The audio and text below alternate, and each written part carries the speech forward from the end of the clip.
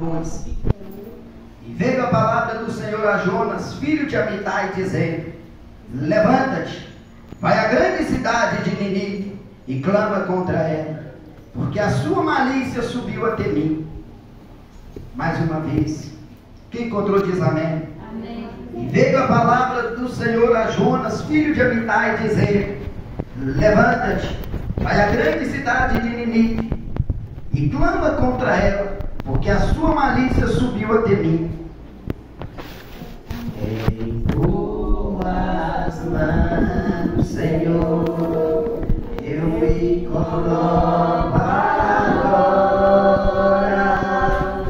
Fala comigo nessa hora, é que meu coração anseia ouvir tua voz.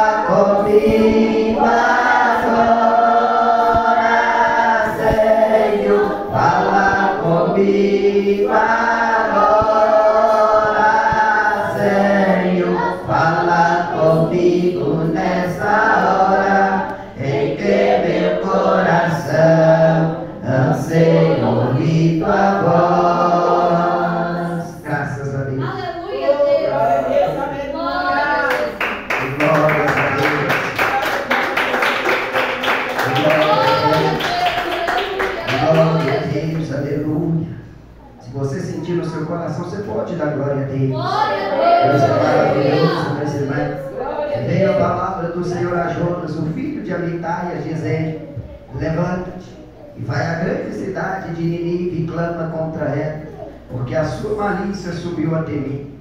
Quando Jonas, meus irmãos, quando esta palavra revelada do Senhor veio até Jonas, a primeira coisa, meus irmãos, o Senhor olha para aquele povo, olha para o que estava acontecendo, e o que, meus irmãos, chamou a atenção do Senhor, o que fez com que o Senhor observasse aquele povo de Nínive, não era boas coisas, era malícia. Era, meus irmãos, o mal que eles intentavam no vosso coração. E a Bíblia diz, meus irmãos, que a malícia daquele povo subiu até o Senhor. Mas o Senhor então, meus irmãos, olha e fala assim, vê um servo chamado Jonas. E o Senhor fala com Jonas, fala: Jonas, levanta.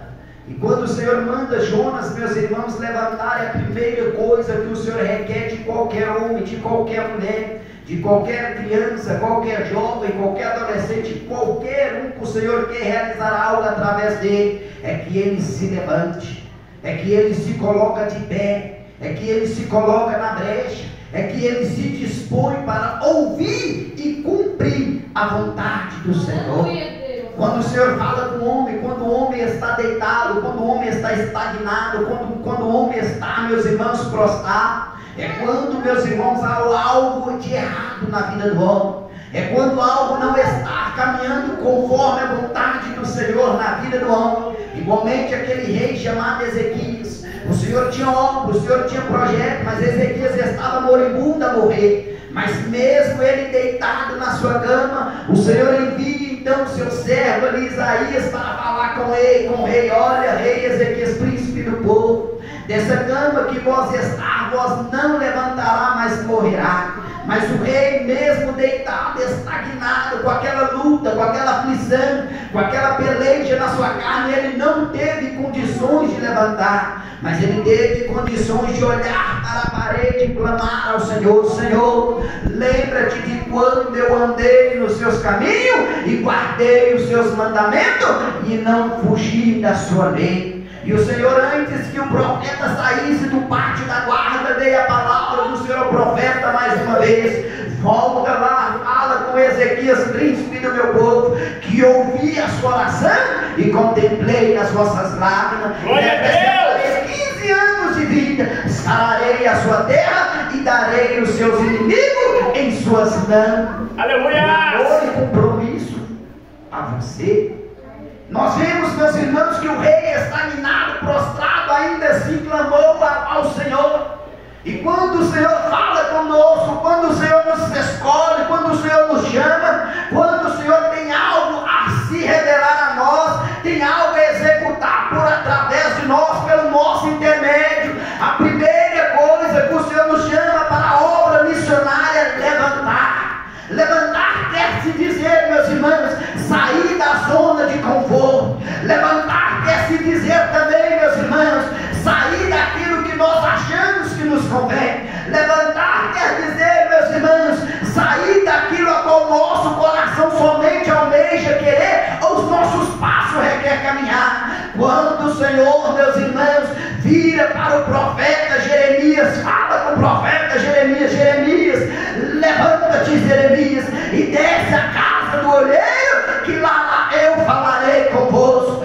Quando Jeremias levantou-se e dispôs vencer as barreiras, as correntes que o aprisionavam, vamos dizer assim, pelos obstáculos, pelas dificuldades, e descer a casa do olheiro, o Senhor falou com Jeremias.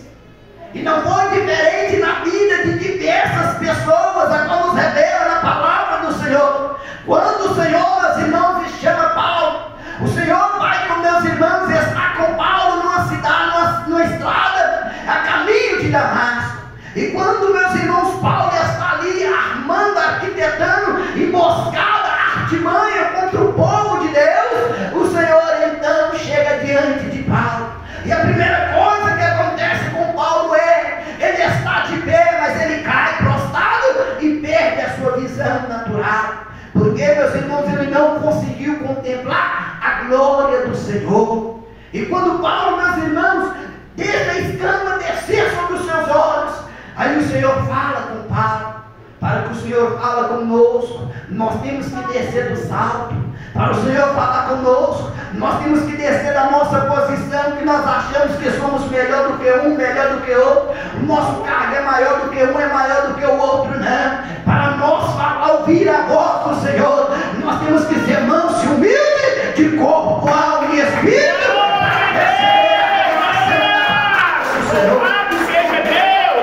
E após nós receber a palavra de Deus, nós temos que atentar a obedecer a palavra do Senhor. Porque quando os reis, meus irmãos, vamos se falar de Saul, recebeu a palavra de ser chamado rei a suceder, meus irmãos, o profeta Samuel. Mas a palavra diz, meus irmãos, que nunca foi a vontade. Nós podemos entender pela palavra escrita, ela não fala com essas palavras, mas podemos entender com essa palavra que não era a vontade do Senhor tirar Samuel do trono. Não era a vontade do Senhor, meus irmãos, levantar outro rei, mas porque o povo persuadiu o coração de Samuel, por causa de grande é a sua idade humana, o Senhor falava, os povos falavam que eles precisavam do rei, os povos falavam que ele precisava de um substituto. Então, meus irmãos, o Senhor, a Samuel clamava a Deus, o Senhor então coloca no coração de Samuel a escolher um para ser rei. É muito diferente quando a pessoa é escolhida pelo homem, quando a pessoa é escolhida por Deus.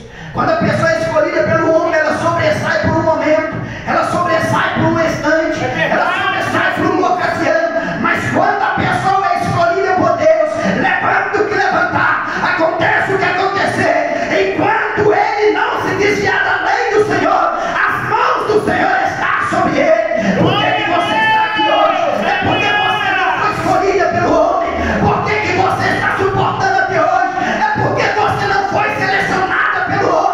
Você foi chamado e escolhido pelo Senhor Salvador, e mandou de todas as coisas. É por isso que nós estamos aqui.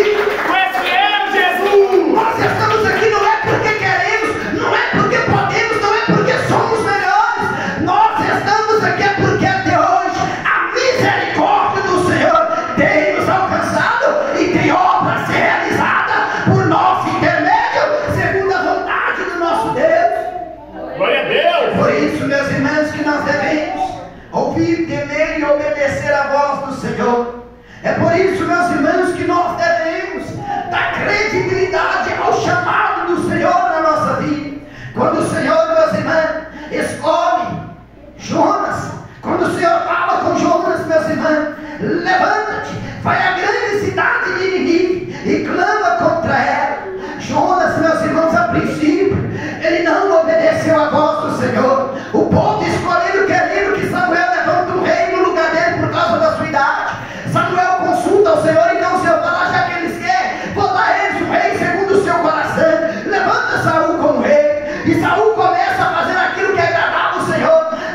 repente, meus irmãos, Saul começa a deixar o cargo ser elevado no seu coração.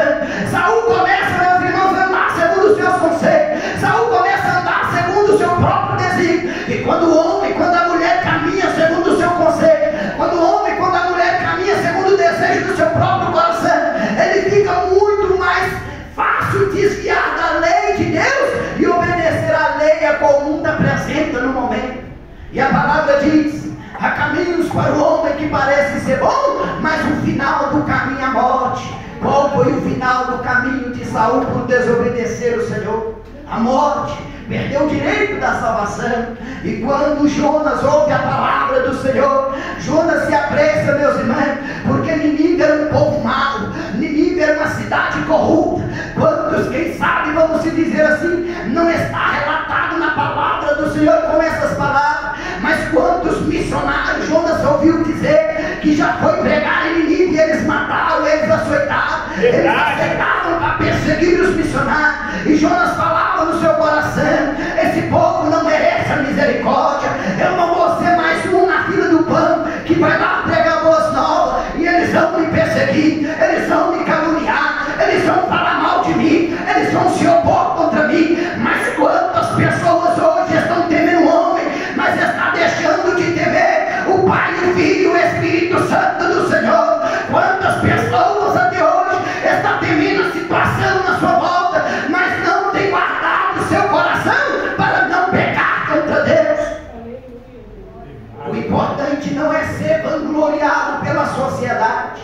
O importante é nós saber que mesmo que a sociedade se opõe contra nós, nós temos um advogado que é o nosso Senhor e Salvador. Glória a Deus, aleluia! O importante não é a situação que nos rodeia, que parece estar presa, amarrada, acorrentada, mas o importante é quando nós clamarmos ao Senhor, Ele enviará exército e carruagem de fogo para nos libertar das correntes do maligno que se opõe ao nosso derredor.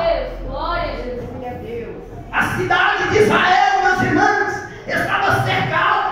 A cidade de Israel, meus irmãos, estava afligida. A cidade de Israel, meus irmãos, estava em plena assolação pelo exército dos sírios.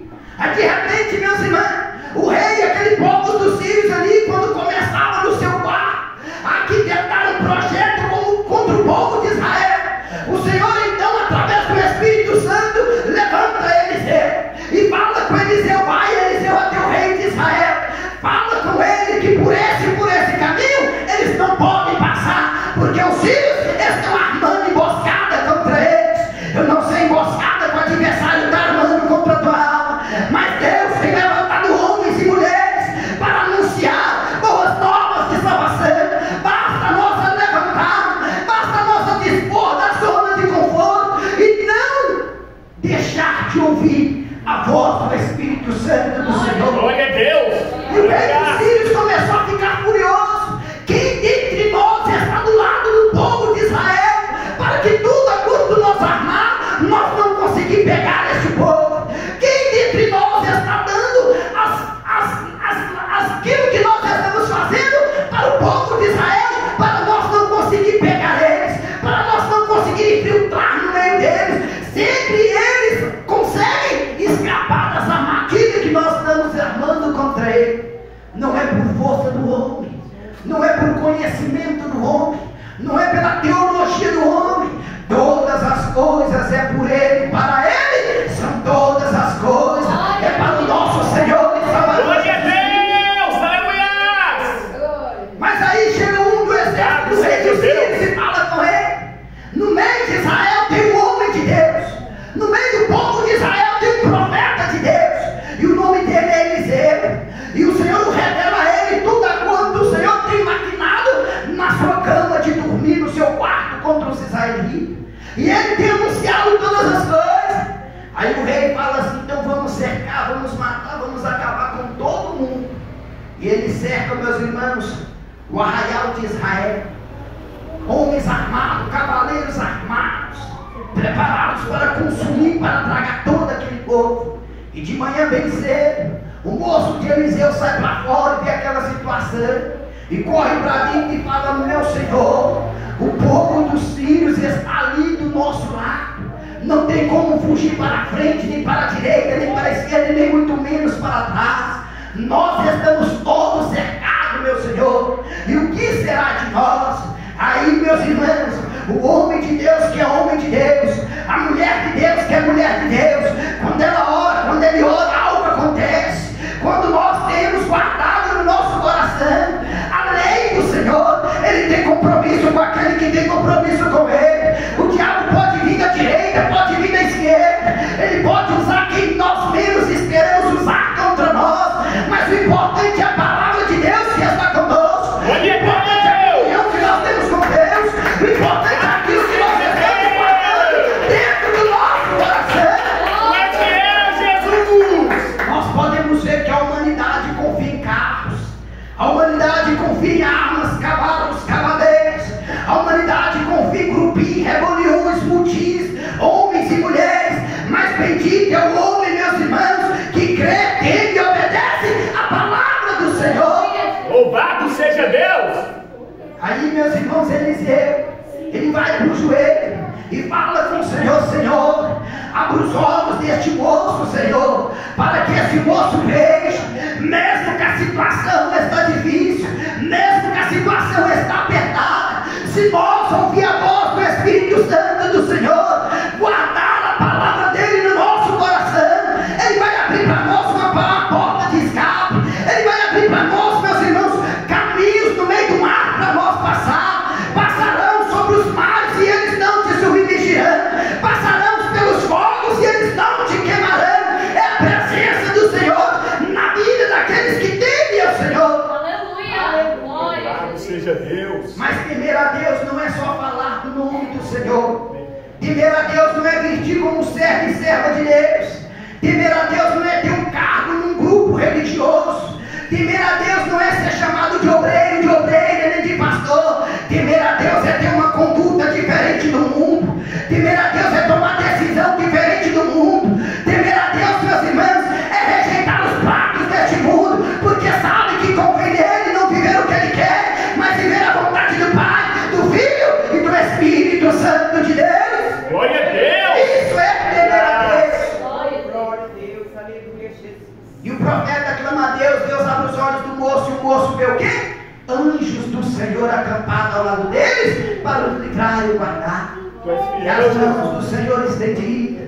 Mas quando o Senhor, meus irmãos, chama Jonas, fala com Jonas para Jonas empregar contra o pecado de Nínive. Jonas pega, meus irmãos, desce e pega um navio, meus irmãos, desce para Jope e pega um navio a destino de Tarso contrário à cidade de Nínive. E quando o homem, quando a mulher se desvia da vontade do Senhor, tem frustração, tem perda. Quando o homem, quando a mulher desvia, meus irmãos, do chamado do Senhor, meus irmãos, por um tempo pode ter uma vida estável, uma vida boa, um momento alegre, um momento feliz, mas se colocar na balança, o que vai pesar mais é a dor, é a perda, é a angústia, é a tristeza, é a solidão, é a dificuldade desta vida. Porque, meus irmãos, nós não podemos servir dois senhores, ou servimos ao Senhor, ou servimos a Mamon. Nós temos que escolher ouvir e obedecer a palavra do Senhor, ou andar segundo aquilo que nós queremos, segundo aquilo que nós achamos que temos condição de fazer, segundo aquilo que nós achamos que nós podemos realizar. Aleluia. Jonas queria, meus irmãos, sentenciar aquele povo de Nínive. Eles não merecem o perdão, eles não merecem a misericórdia. Quantas das vezes nós olhamos para o próximo que está do nosso lado, este não merece o perdão, este não merece misericórdia, este não é digno da graça de Deus. Mas se nós olhar para dentro de nós, os nossos atos, as nossas decisões, aquilo que fazemos, aquilo que dizemos no momento, será que é uma situação que nós estamos merecendo a misericórdia? Será que é uma situação que nós estamos merecendo a graça de Deus sobre nós? Será que é uma situação que nós estamos no centro da vontade de Deus? Ou nós estamos somente no centro daquilo que nos convém, que nos agrada?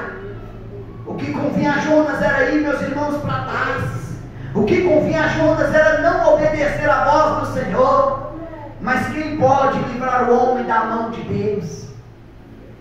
Quem pode te livrar da mão de Deus?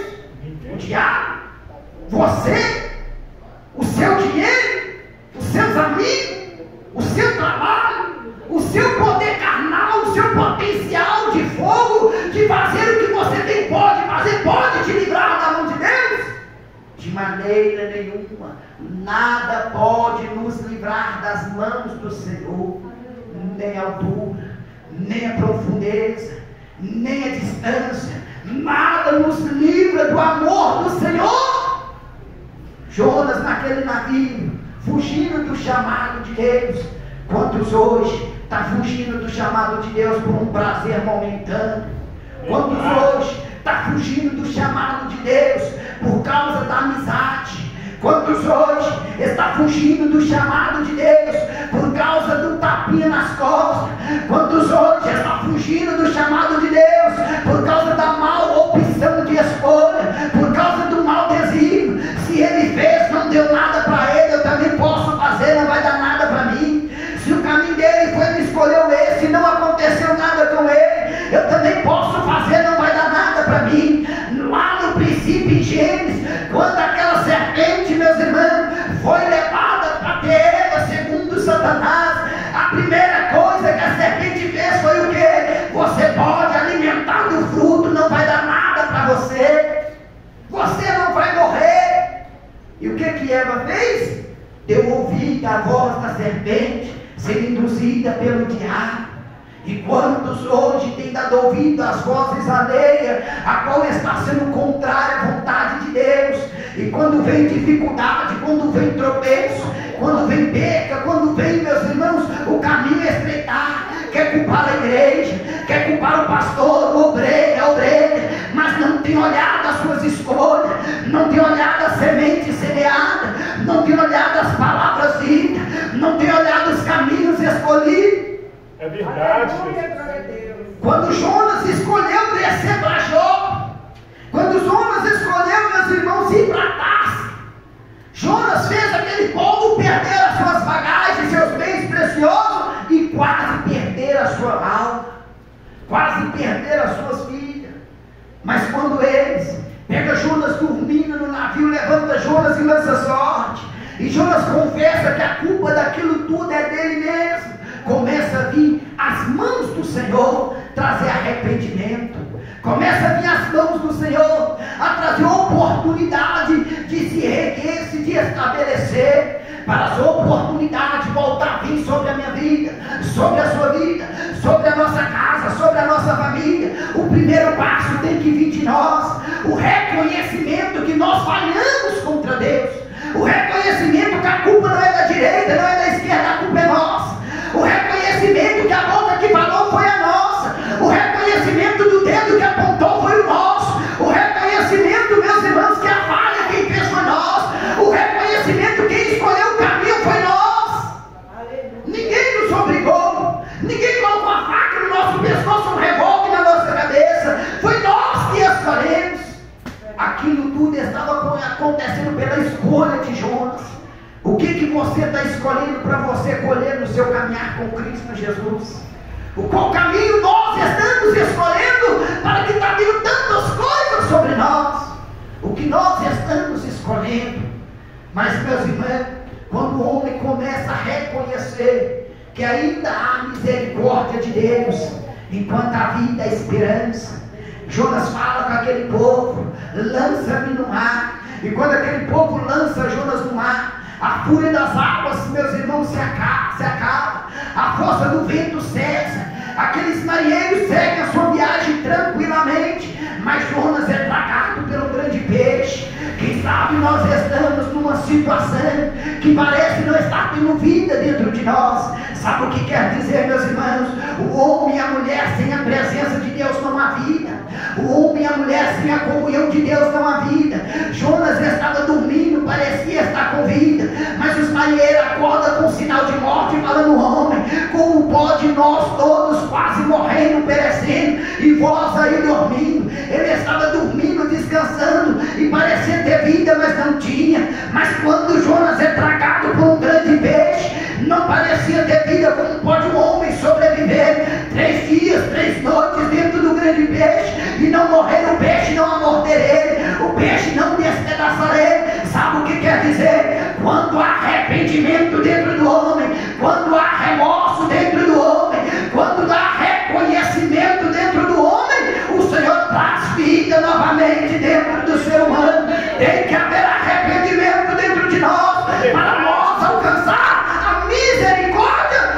cumprir o ide do nosso Senhor e Salvador Jesus! Graças te damos, Senhor! Louvado seja Deus! Passou a misericórdia de dentro das entranhas de um grande peixe. Deus clamou, Jonas clamou a Deus por misericórdia. Dá-me a oportunidade que eu vou pregar para aquele povo, Senhor. Dá-me a chance que eu vou lá anunciar o teu nome, a tua palavra, o teu evangelho. E o Senhor conduz aquele peixe até a entrada da cidade de Nínive.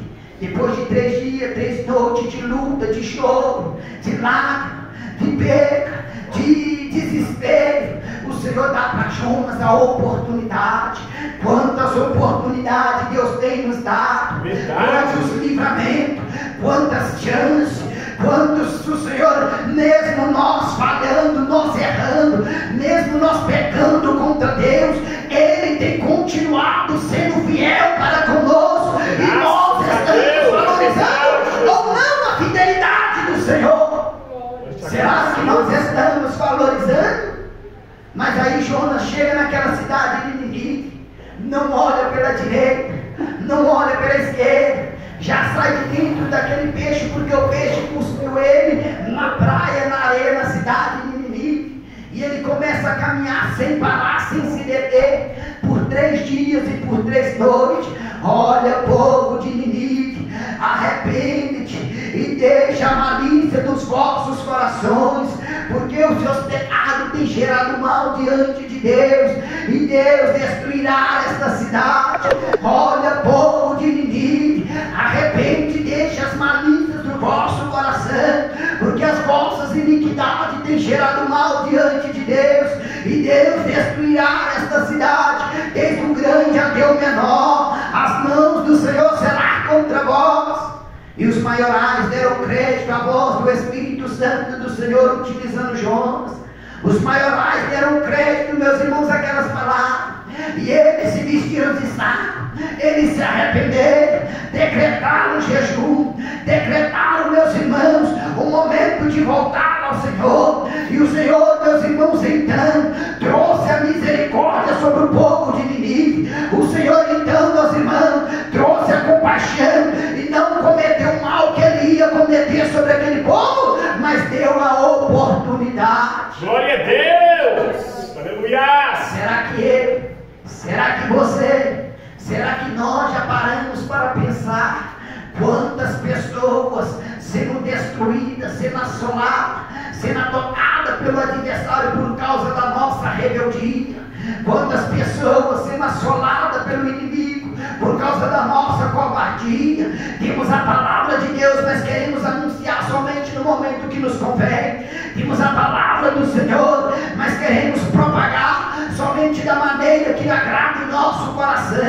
Mas nós temos que saber claramente carregar um evangelho missionário. Requer marcas, requer dores, requer luta, requer peleja. Carregar um evangelho missionário, meus irmãos, vai nos fazer de adoecer, vai nos fazer estremecer. Recarregar o evangelho missionário, meus irmãos, vai nos fazer perder aquilo que nós mais queremos naquele momento, para carregar a cruz de Cristo Jesus. O evangelho missionário não é, meus irmãos, caminhar em caminhos de rosa. O evangelho missionário não é ser aplaudido pela multidão. O evangelho missionário, meus irmãos, não é oba-oba, não é facilidade, não é ser bem sucedido a todo tempo, a todo instante, a todo momento. O evangelho missionário não é andar somente com um sorriso no rosto. O evangelho missionário não é fazer aquilo que agrada a nossa carne. O evangelho missionário é luta, é combate, é guerra, é aflição, é peleja, mas é a certeza que no final Deus nos dará a coroa da vida eterna. Isto é o evangelho missionário. O evangelho missionário é combater o bom combate, mas não por uma coroa corruptível, a qual todos lutam num tempo de Olimpíadas, a qual todos lutam num tempo de competição. Uma coroa, uma medalha de ouro, de prata, de bronze, a qual o ladrão vem, rouba, traça, corrói, a ferrugem e consome. Mas o nosso, meus irmãos, aquilo que é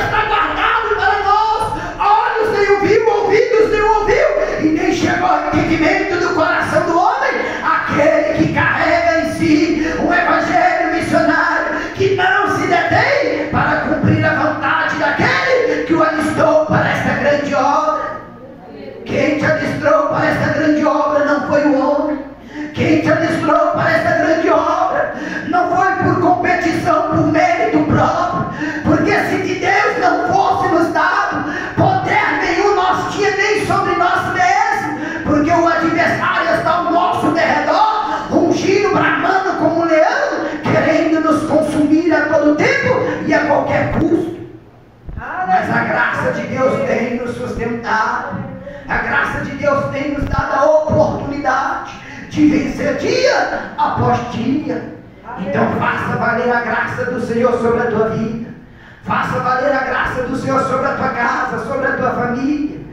Não adianta querer fugir para um lado, não adianta querer fugir para o outro, mas a todo tempo, uma hora vai chegar e nós vamos ter que ter um encontro com o Senhor.